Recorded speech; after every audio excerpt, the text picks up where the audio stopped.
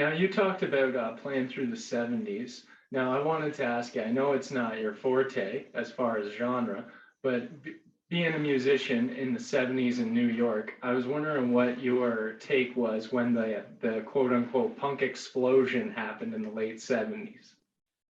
I was almost immune to it, but it's very funny. I went to college at Michigan State. At the end of the '60s, I was in a band in like 1969, all through college, but 69, 70, 71. There was this tall, skinny bass player in my band who was an oddball, but he was great. He's a professor now. He's a great character. And he came out to visit me in New York one time. I think it was about 1971. And he said, I want to play you some of my songs. And he started playing these songs, and we all thought he was out of his mind. They were so weird and so plain and so like talking to the guy next door. And I'm telling you, he was playing punk rock and nobody had any idea what he was doing. He was driving down the street going to get a hamburger with his girlfriend. It's just the songs were so plain and so crazy. And years later, I'm like, Jesus, John Sace was at the forefront of the punk rock thing. We played our own songs and told jokes.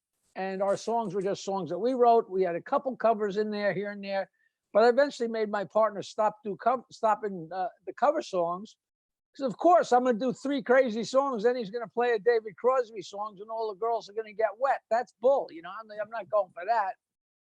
So we played our own songs and we're kind of in our own little bubble, and then it was disco that came in first. And like, that was the enemy, but we weren't rock and rollers, but the guys that played in the bigger clubs in the rock and roll bands, it was almost like, the Democrats versus the Republicans. It was the disco versus rock and roll, disco sucks, rock and roll sucks.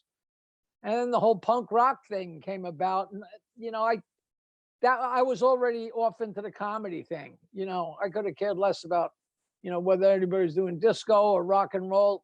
For the longest time, I just rode around in my car listening to cassettes of the Eagles and James Taylor. I used to tell people that the last LP I ever bought was Chicago 2, which is quite a while ago.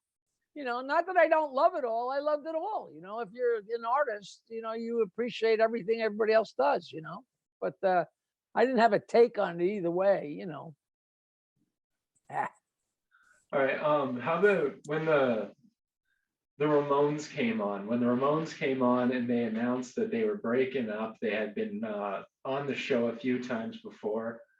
I think absolute staples of New York. Do you have any memories with the Ramones?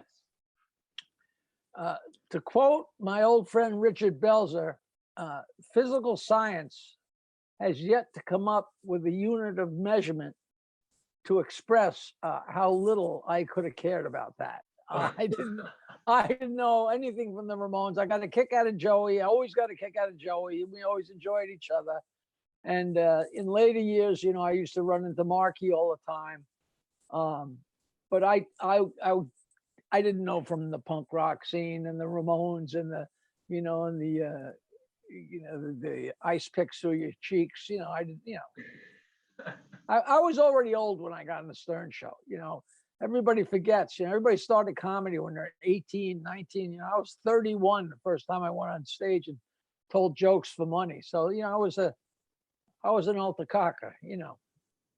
All right. So, you know what? On the topic of that, I don't want to just come right out and say I wasn't cool enough to know about the punk rock scene, but it came down to I wasn't cool enough. It was that simple,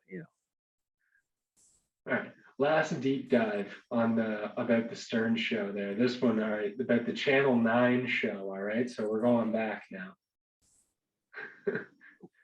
What about it? That was the most fun ever. Okay, well, hopefully you've got a good story about this, because I'm a huge Iggy Pop fan. And when they brought Iggy Pop onto the Channel 9, they set it up with David Bowie's ex-wife, who was trash talking him. And David Bowie and Iggy Pop, of course, were very close. And Iggy was not into it. I was just wondering if you remembered that, had anything there. That's, you know what that is? That's a punk rock thing. I'm sure we were sitting there, and I'm sure me and Fred were writing jokes for it and writing lines for it. And I'm telling you, I'm sure I was reading the newspaper while he's talking to Iggy Pop. I could have cared less. I knew Iggy Pop was one of the Stooges when I was going to Michigan State. What was it? The Iggy and the Stooges or something? Yep, the Stooges and Iggy and the Stooges.